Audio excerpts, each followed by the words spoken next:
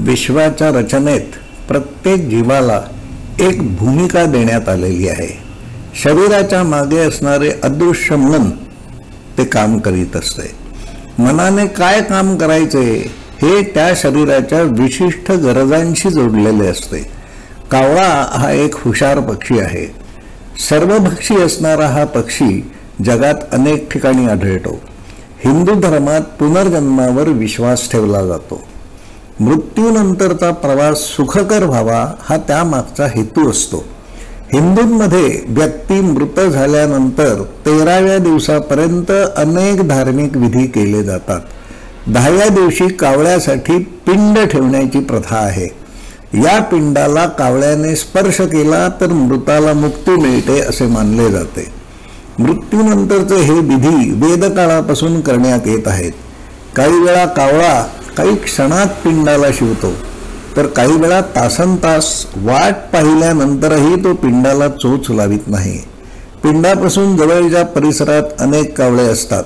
ते पिंडाजवळ येऊनही जातात, पण पिंडाला शिवत नाहीत. शहरांमधून एका वेळेला एकमेकाजवळ अनेक पिंड ठेवले जातात.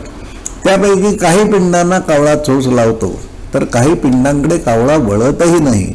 कावळा जोपर्यंत पिंडाला स्पर्श करत नाही तोपर्यंत दुसरे प्राणी पक्षी त्या भाताच्या गोळ्याला स्पर्श करणे टाळतात.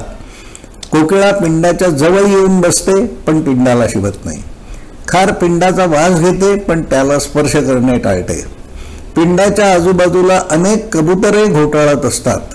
पिंडापासून 5-6 फुटावर टाकलेले अन्न कबुतरे खातात. काही कावळेही ते अन्न खातात, पण पिंडावरील भात खाणे टाळतात. कावळ्याच्या नजरेला, मनाला भाताच्या गोळ्यात असे काय दिसत असते ज्यामुळे तो पिंडाला स्पर्श करणे टाळतो? कावळ्याने पिंडाला स्पर्श केल्याशिवाय अन्य पक्षी पिंडावरील भात खात नाहीत. ते तो का खात नाही आपल्याला माहीत नाही. कावळ्याचे वेगळेपण हे नेमके कशात आहे? प्रत्येक जीवाचे व्यवहार त्याच्या मागे असणारे न दिसणारे मनच चालवीत असते. ज्या शरीरात मन राहत असते त्या शरीराच्या गरजा कर्मेंद्रियामार्फत भागविण्याचे काम मनाने करायचे असते. विशिष्ट उद्देश साध्य करण्यासाठी मनच योग्य शरीराची बांधणी करत असते का, यावर स्वतंत्रपणे विचार मांडावा लागेल.